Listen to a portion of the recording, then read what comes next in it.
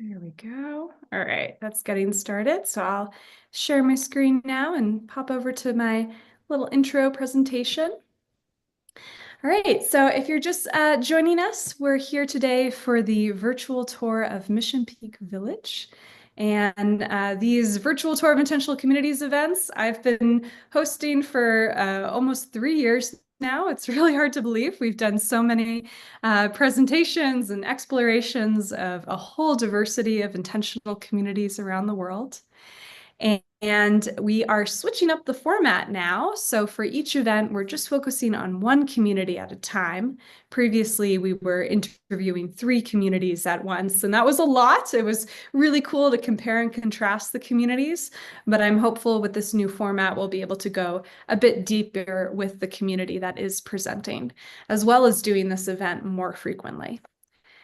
So this is an event that we are hosting on, why is that not letting me advance? Here we go.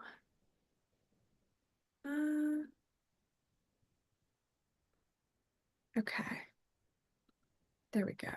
Okay, this is an event that we are hosting on Zoom meeting mode. And so, as I shared before, this is an opportunity for us to not only hear about our presenter, but also to connect with each other and feel, connected to this movement of people who are curious about intentional community living. And that enables us to have a few options for connecting with each other. I'm going to really encourage you all to use the chat feature throughout this event, like really liberally use the chat to share questions and comments and ideas with each other, and really use this as a networking opportunity for yourself on your own community journey. So go ahead and find the chat button, and if you could just briefly introduce yourself. I'd love if you could share where you are calling in from. If you lived in an intentional community already, I'd love to know which one. And also, we're always looking for new communities to join us on a virtual tour event. So feel free if you want to plug that into your message. And also let me know, what do you hope to learn or get out of today's session? What really brings you here today? Are you looking for a community to join? Are you thinking of starting a community? Are you just curious to learn more? And that'll help me in terms of guiding the conversation. So go ahead and put that into the chat. Okay, we have Yana from Oakland. All right. Oh, yeah. Jan is here from Heartwood Commons Co-Housing in Tulsa, Oklahoma. Great. Did I see Costa Rica? Yeah, Costa Rica. Nice. Yeah. Arizona. Wonderful. Yeah, a lot of folks also from California. So I bet those are people already connected to your community, Jane. Mm. Yeah, beautiful. All right, well, welcome everyone. While you're still introducing yourself in the chat, I'm going to share a bit more about our event series. So this is an event that is a co-production of the Foundation for Intentional Community. I know many of you have probably registered for this event through the website of the FIC, and so you've already been to the website and you know what a tremendous resource it is. FIC is a nonprofit organization that has been supporting the movement of intentional communities for decades. They do a lot of work on a voluntary basis. They put out a lot of free events and resources, including this event. And so as a nonprofit, it's really great when they can feel the support of the movement. So if you are ever wondering a way that you can support and give back, IC.org is a great organization to make a donation towards. And I put the link there, ic.org/donate. And yeah, a lot of kudos and appreciation for FIC for all that they've done for the movement over decades. And this event is also put on by my organization, which is called Community Finders, where we support people on their path towards community living with resources and courses, I have a wonderful blog on the website with, compilations of communities that I have visited and resources for how you can specifically find a community to join that may be a good fit for you. And we also have a membership program. So hi to all our members who are here. And as a Community Finders member, you get access to these events. You're automatically registered, as well as our weekly group coaching sessions. So, yeah, you can learn more about that at communityfinders.com. Okay. I also feel really honored that we have all of our past virtual tour events on the YouTube channel of the FIC. And so you can literally go through this YouTube channel and watch hundreds of hours of content of interviews with other intentional communities, not only co-housing communities, but a whole wide variety. So I encourage you to head on over to the FIC's YouTube channel if you haven't been there to check out some of our past events as well as other great videos they have. All right. And yeah, and I'm excited to also share that we have already scheduled our next virtual tour event that's going to take place 2 weeks from today, same time, same place. So on Thursday, February 27th. And we're actually getting into the rhythm now of doing a virtual tour event always on the second and fourth Thursdays of the month. So if you want to just make a little note in your calendar to check out what events we have coming up and which communities are on the docket, can know that it'll always be on the second and fourth Thursdays. And that community will be with Heartwood Commons in Tulsa, Oklahoma. So yeah, hello to the Heartwood folks who are here today. You're probably watching and learning and getting ready for your own event. That's awesome. Yeah, I'm really looking forward to diving in with you shortly. So yeah, I hope that you all decide to come back for learning about another community in 2 weeks. All right, so that's all that I have for you. We're gonna hand it over to Jane here shortly. So just an invitation to remove any distractions. If you want to grab something to sip on and make yourself cozy during this presentation, feel free. If you want to make sure you have a notebook with you to take notes, I'm sure there's going to be a lot of rich content that you're going to want to remember and write down. And yeah, just sort of center yourself, arrive, relax, check in with yourself. I hope everyone is feeling well and healthy. I myself am coming off of the flu, unfortunately, so that's why I'm a little bit more low energy today. But I'm glad to be here. There's nowhere else I'd rather be than feeling connected to this wonderful group of people and to learn and get inspired by a community. So I invite you all just to relax and soak it in. So I'll stop my screen share now. And all right, that's getting started. So I'll share my screen now and pop over to, okay, heard my voice there from the, the live stream. Turn that off. All right, so Jane, we'll hand it over to you. Thank you again so much for making time to be here and sharing with us today. Yeah, feel free to start up your screen share and I'll go ahead and turn on your spotlight. Yeah, welcome, Jane. Okay, thank you. I'm not going to share my screen quite yet because I want to tell you a story first.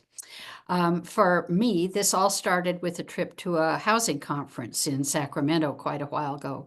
I was with my fiance, Doug, and our good friend, Charlie, and all three of us were board members on our local homeless coalition board.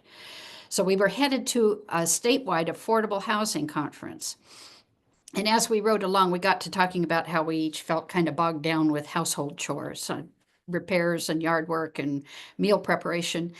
And that got us to thinking about our college days, where if you wanted to help with a project or wanted to go to a movie with somebody, you just opened the door. There were friends right outside your door. And meals were less about prepping and shopping and more about who you were going to eat with. Wouldn't it be nice, we were saying, if we could recreate that kind of an atmosphere in our adult lives to some extent?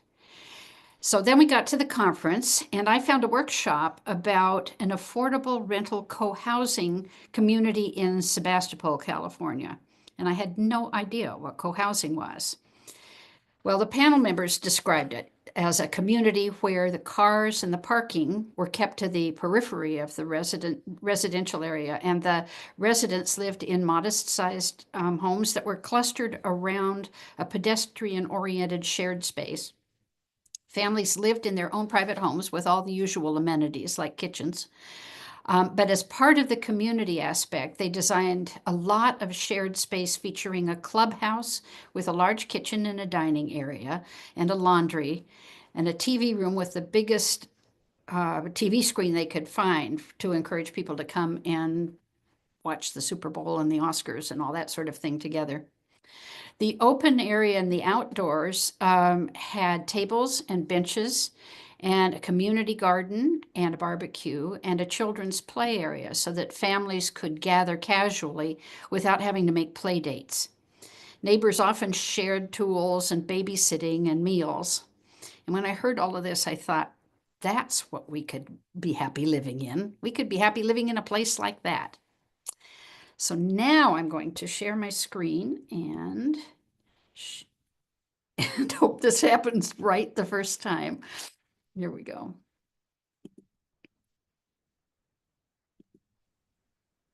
Now, I hope you all can see Okay. that. Yeah, it looks good. Good, okay. So I told Doug and Charlie about it, and that ended up forming the basis to start a co-housing community of our own. We gathered up more friends, and we recruited some of those same panelists from Sacramento to make presentations in Fremont to the public. And today, we're known as Mission Peak Village, a co-housing community. We have land, we have city approval of our plans, and we hope to break ground this year. Oh, don't tell me it's not going to advance. Let me try it this way. Aha.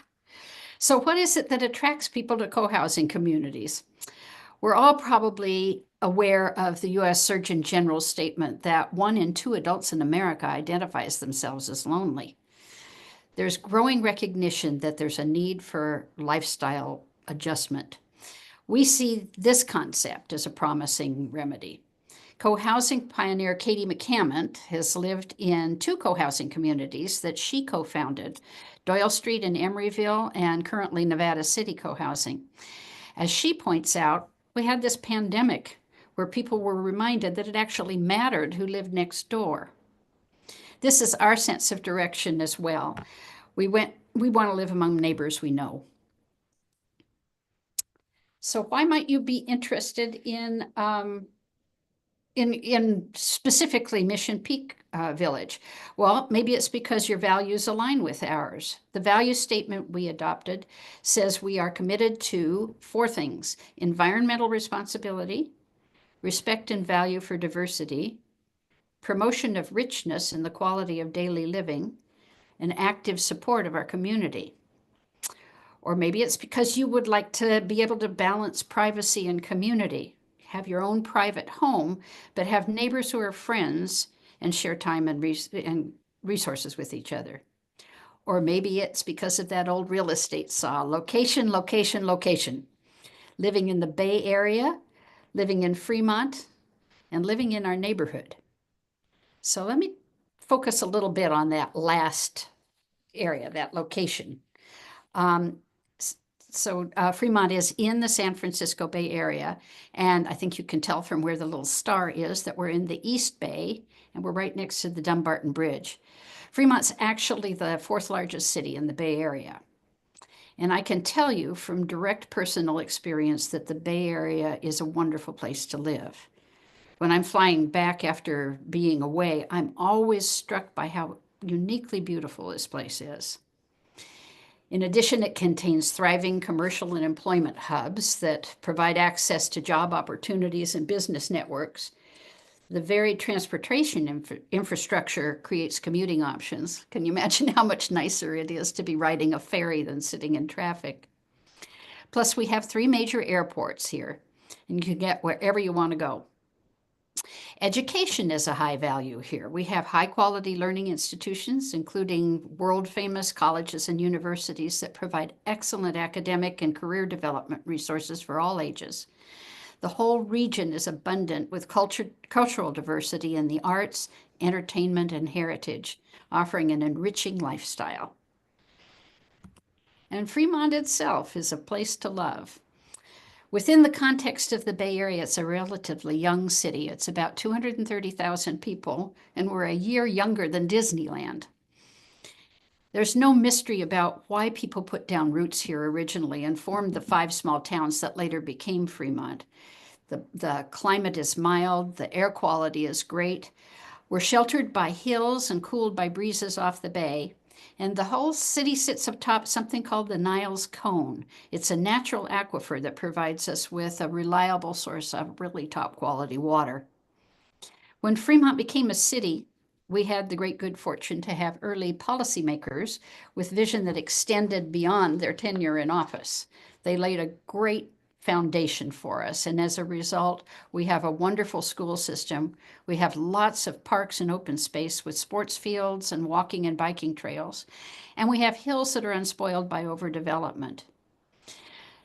And the consolidation of those 5 little towns means that we have historical depth and neighborhoods that are kind of like what San Francisco has, except we call them districts in Fremont. Our district, Irvington, provides kind of a small town atmosphere within the larger urban environment. So Wallet Hub has named Fremont as the happiest city in the nation for 5 consecutive years. And I'll tell you, we get a little teasing about that, but here's a quick glance at some of the things that make me happy that I live here. We preserve much of our history in parks for the public to enjoy.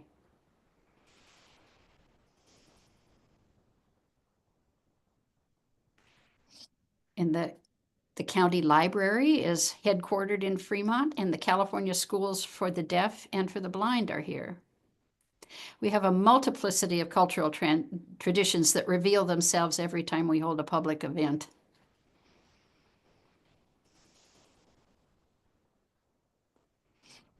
BART has 2 stations here. That's our rapid transit system.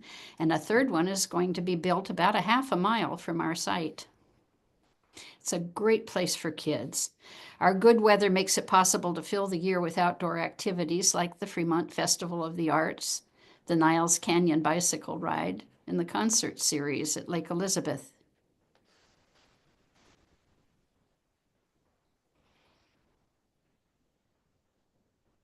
The film industry's roots are actually here. S&A Studios made silent movies with stars like Charlie Chaplin in the Niles district about 100 years ago. Our Ohlone Community College was recognized last year for outstanding achievement in student success.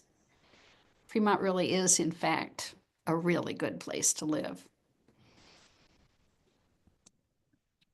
Having a little trouble making this advance. It wants to show it over again. Come on, go to the next one. Thanks. So what's so great about our site? Well, we were really picky in our choice of neighborhood. We found a site that checked all of our boxes. You can walk to nearby services for daily living and the weekly farmers market and cafes and entertainment. You can immerse yourself in educational, historical, and cultural atmosphere or resources created by our award-winning schools and the diversity of festivals and museums and theater and dining options. You can easily access public transportation and major highways and airports. Plus, as I mentioned, the Bay Area Rapid Transit District is building a new station just a half mile from our site. You can enjoy the peace and quiet of a quiet residential area with friendly neighbors who we already have met, away from noisy arterials, but readily accessible to trails and parks. So let me show you how our site is located within the Irvington district of Fremont. You see that green spot up at the top of the map? That is Fremont Central Park with Lake Elizabeth. There's an aqua adventure water park there, lots of playgrounds, a nature area, and a new community center that'll start construction next year and be finished in 2027. Kids can walk or bicycle to that park without crossing busy streets if they use the path that's indicated by that little dotted line just to the right of the middle of this map. Our site's also located within easy distance of lots of places we visit often: movie theaters, hospitals and medical facilities, Fremont Main Library, Trader Joe's, Whole, Whole Foods, I can say it, and Banter Bookstore. And then Ohlone College is nearby with its Smith Center for the Performing Arts. So let me show you our site plan. When we chose our site, one of the things we wanted was a good spot for a community garden. And we got a nice sunny little place up here in the upper left-hand corner. And you can see we've already designated that that's where it will be. This shows you the U-shaped buildings that we're going to construct on the site. And then over on the right-hand side is where the parking will be. There'll be a row of garages and a row of open parking spaces away from the center of the development. The residential buildings are the two kind of upright ones, and the bottom of the U is our common house. The condominium homes are in 2- and 3-story buildings to create a village feeling and give us places to view the hills. The homes and the common house all open onto this central outdoor living area. So let me show you what this looks like from the street view. So this is High Street, the street we're located on, and that's the common house in the middle there. True to the area that this will be located in, our design draws inspiration from mid-century modern architecture with a contemporary twist. It'll be all electric with solar panels and EV charging stations. The common house, that front on the street, has a great big porch all the way across the front. And my friend Caroline, who is on this call, will be sitting out there, I can guarantee you, every day talking to people who walk by. Inside is a big kitchen and a dining party area and a living room that can be used as a library or as a media room if we want to. There'll be a children's playroom, and then up on the second floor will be a multipurpose space for crafting or exercise, 2 guest rooms that residents can reserve so that you don't have to keep a room in your own condominium for guests. There'll be a quiet work from home space. And then there's storage closets for those who choose not to purchase a garage. Let's look at this from the interior. So now you are behind the common house. You're looking at the back of the common house. And over on the left is a 3-story residential building. The patio on the interior side can be used for barbecues. There's an elevator there to access all levels, and a roof deck with a view of the hills right up there. The individual homes are each on a single level, so there won't be any interior stairs in the individual units, but most of the rooms are 2 bedrooms with 1 or 2 bathrooms. We have 2 1-bedroom units, and we'll have 6 3-bedroom units. All of these buildings are connected by exterior walkways, so that elevator will get you to all of the different levels.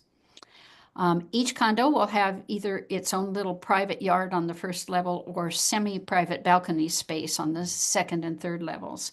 And the whole site is laid out carefully to take advantage of the weather. Let me show you what you might see if you were on the second level, looking down into the patio behind the common house. So you can see that you have these wide outdoor corridors that are all connected. And those people are standing on the roof deck that's on top of the common house. And I guarantee you that person there on the right is me. I'm going to be up there a lot. So we knew when we started this venture that none of us had expertise as developers. We decided early on to enlist the help of people who do have expertise. And I tell you, we got the cream of the crop. CoHousing Solutions is the consultancy of Katie McCammond, whose team introduced the concept to North America from Denmark. She's been guiding us through this process since before we had land, and she's helped create dozens of successful award-winning co-housing communities. Gunkel Architecture is the firm that we chose after a thorough search for architects. Along with Katie McCammond, he was one of the panelists at that conference that I went to in Sacramento all those years ago.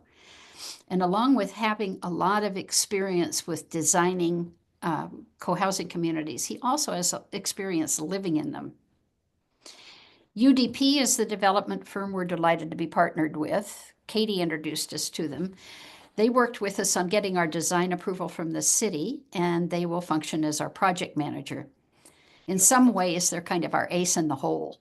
They're the single most experienced developer of co-housing, and they have 2 other projects in California that may well gain us some economies of scale. Once we begin construction, they're actually going to guarantee our pricing, and they'll also guarantee our construction loan. And last is CoVision Consulting, which has provided us with a roadmap and training to tell our story effectively and make ourselves known to people who will want to share in our vision and become our neighbors. And speaking of neighbors, here's who we are now. We are currently 9 households.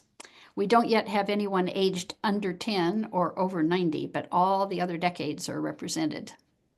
Among us, we have engineers and librarians and Peace Corps alumni and authors. We have active members of the League of Women Voters, Tri-City Ecology, and the Museum of Local History. We have supporters of the arts. We have people who don't quite agree with each other about what teams to root for in sports. We have bicyclists, hikers, people who love to travel. It's a true variety of interests. Together, we've been learning how to make governance decisions together, and we've gotten real about creating the structure to accomplish the rest of the work ahead. We hold our monthly community meetings and our team meetings via Zoom so that out-of-town members can participate. So now I want to show you how we are becoming a community before we are even neighbors. We gather together and do things that are just for fun, usually involving food in some way, but not always.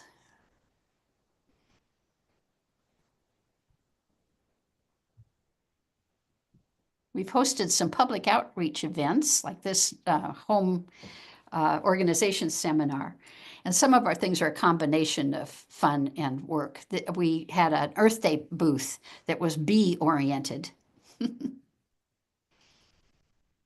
We've also had informal coffees and happy hours to spread the word about our project.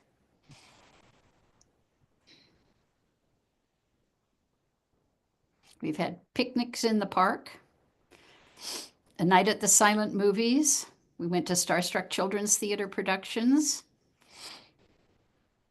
We had a ride on the historic train through Niles Canyon.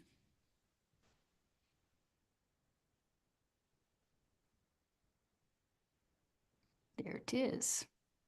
That one was really fun. We've been taking classes to expand our skills.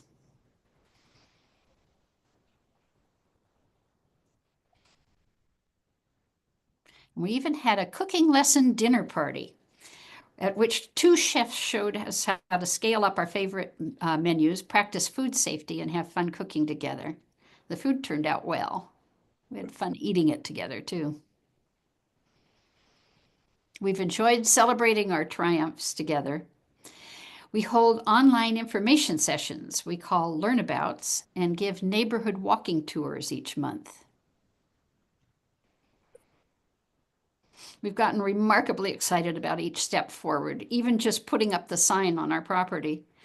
We showed up to cheer on and befriend the construction workers who graded our property, and we planted some wildflower seeds when they finished.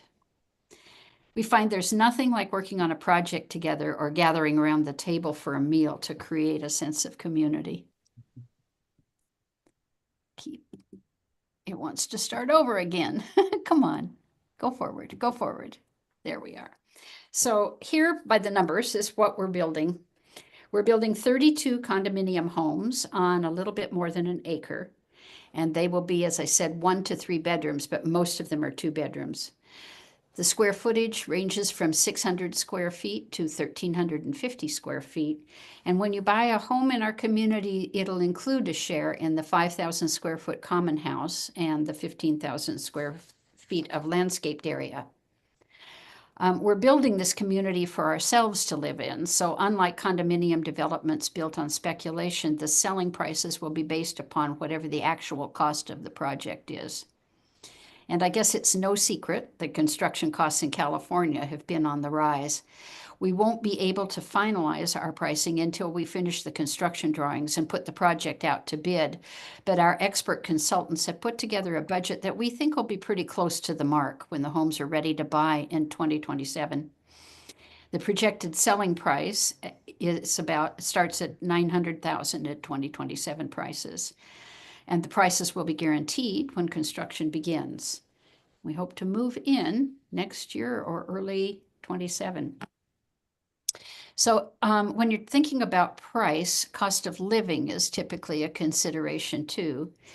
And this tends to be reduced in co-housing. I love this thing that Danny Millman and Katie McCammett put together. They both live in Nevada City, but Danny does not live in co-housing and Katie does.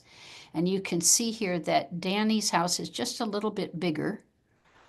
She doesn't have quite as many amenities as Katie does. And Katie's HOA dues cover a lot of things that Danny has to pay for separately. So the bottom line seems to be that Danny's monthly costs are almost 3 times what Katie's are. You might also wonder about resale values. Once people live in a co-housing community, they tend to stay. And that's why the value of co-housing homes, and even the homes that are built near them, tend to maintain their value, even in a housing downturn. So let me tell you where we are on the journey. We've come a long way since Doug and Charlie and I returned from that housing conference. The foundational work is all laid. We gathered people together and we formed a legal entity. We got ourselves a beautiful site in a quiet and friendly neighborhood in a city we love. We've cultivated good relationships within the city, which is probably why we got such enthusiastic approval from the Planning Commission for our development plan. And now we're completing the last steps to create this satisfying new home for ourselves. The final steps are adding new members and making choices about which condos each of us will live in, and then taking the final steps leading up to breaking ground and building. And then we can move in and enjoy our new home. If all goes well, we hope to break ground by the end of this year. So people ask us what they should do to find out whether Mission Peak Village would be a good fit for them. And there are essentially 3 steps. The first one is to get a broad overview of co-housing in Mission Peak Village, and you can check this one off. You've just done it. The second would be to become an explorer on our journey. For your $150 fee, you get a deeper dive into co-housing and into what we're going to do in our community. We spend the time it takes with you so that you become familiar with our mission and our values, our development strategy and investment structure, who we all are, and actually whether you like us, and how we operate, and then which condo you might want to live in. Then you would want to decide whether to apply for membership. And if you do, your Explorer fee will be applied to your membership fee.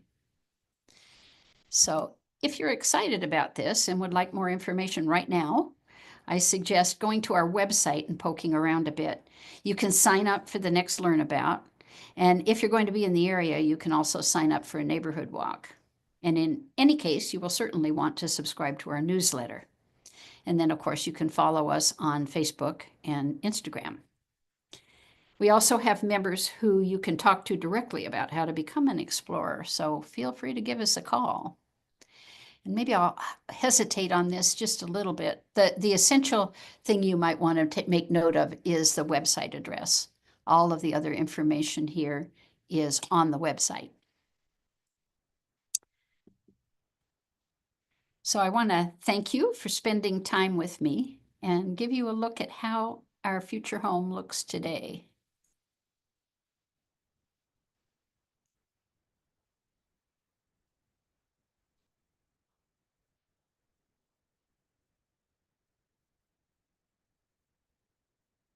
The site is prepared and ready to go. I think of it as a blank canvas waiting to become a work of art.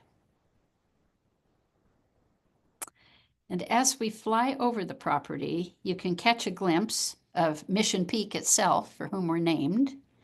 Here it comes. There. And then you can see the surrounding residential area, and there's the park and the lake nearby. So it would be nice to have you explore taking off with us. Ah, beautiful. Thank you so much, Jane. That was wonderful. Yeah, I really appreciate your sharing. And I know you're not even built yet, but it's already very impressive all that you have been able to accomplish as a community. And I hear you really are a community, even though you don't have like your physical space yet. You've been doing a lot of bonding and celebrating and going through this journey together of creating a new project. Yeah, So very exciting. Yeah. true. Great. Okay, so now we're going to shift into the Q&A portion of our event. So I really want everyone to put on your thinking in terms of questions that you want to ask Jane that may be interesting for you as well as possibly relevant for all of us to look at and learn from together. So I'm going to go ahead and stop the live stream. So thanks live stream folks for watching along with us, and I hope that you